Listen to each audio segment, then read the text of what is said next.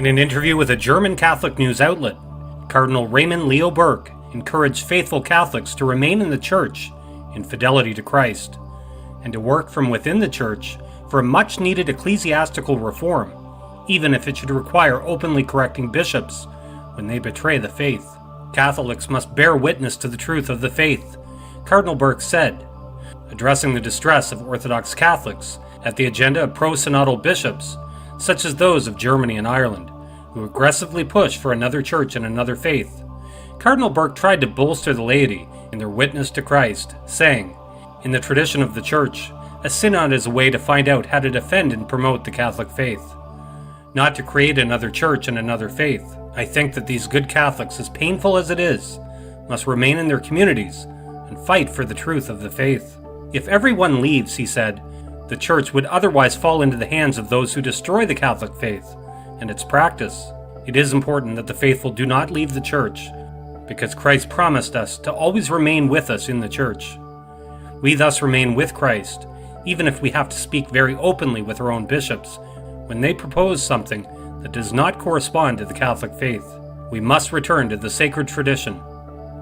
Emphasizing the need to be faithful to the Church's apostolic tradition, the Cardinal declared, "To call fidelity to Catholic doctrine rigidity is simply wrong." Cardinal Burke reminded the lay faithful that they have the right and duty to express their concerns about the Church to their pastors. He also recalled to bishops their duty to uphold the faith, which they undertook by oath at their episcopal consecration. To get more on the story, click the link in the description to LifeSite News.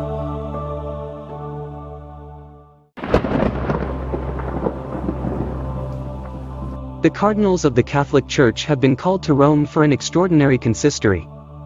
It is the first of its kind in 7 years, and only the second of the pontificate of Pope Francis. 197 cardinals have followed the call. But what are they discussing, behind closed doors, this Monday and Tuesday? So far, information is hard to come by. Vatican watchers know that the meetings are dedicated to discussing the new constitution of the Roman Curia, Praedicate Evangelium. The cardinals are broken up into language groups for the first round of debates. Then they reconvene and discuss their findings in a plenary session, much like was done in recent synods. We also know that the debates form the third consistory within only a few days. The first, on August 27th, was dedicated to creating 20 new cardinals. A second, immediately after, to approve the canonization of two blesseds, Giovanni Battista Scalabrini, an Italian bishop and founder of the Missionaries of St. Charles, and Artemide Zatti, an Italian immigrant to Argentina who was a nurse and Salesian brother. One cardinal offered a glimpse, at least, of the atmosphere of today's gathering. The first meeting with the Pope took place in a very fraternal atmosphere. Cardinal Enrico Ferrosi, pastor of Santa Maria del Divino Amore in Castel di Leva near Rome, told Vatican News. After the opening prayer, he said, Francis opened the meeting by inviting everyone present to contribute to these 2 days of reflection on Praedicate Evangelium.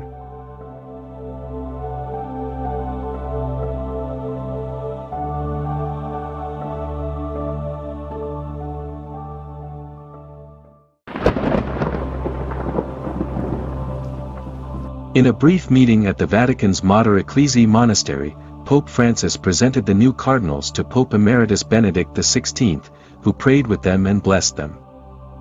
On Saturday afternoon, at the end of the ordinary public consistory, Pope Francis and the new cardinals visited Mater Ecclesiae Monastery to meet Pope Emeritus Benedict XVI for a brief greeting.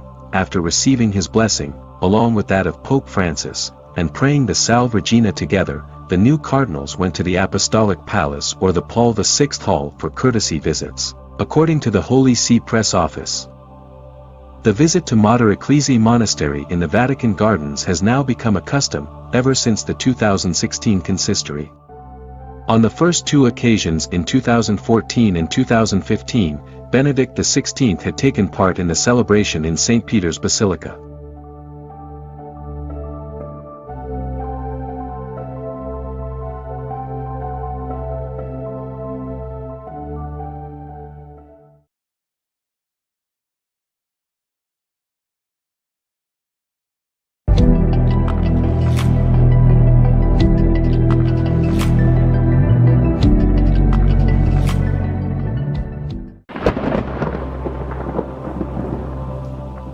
In an interview with a German Catholic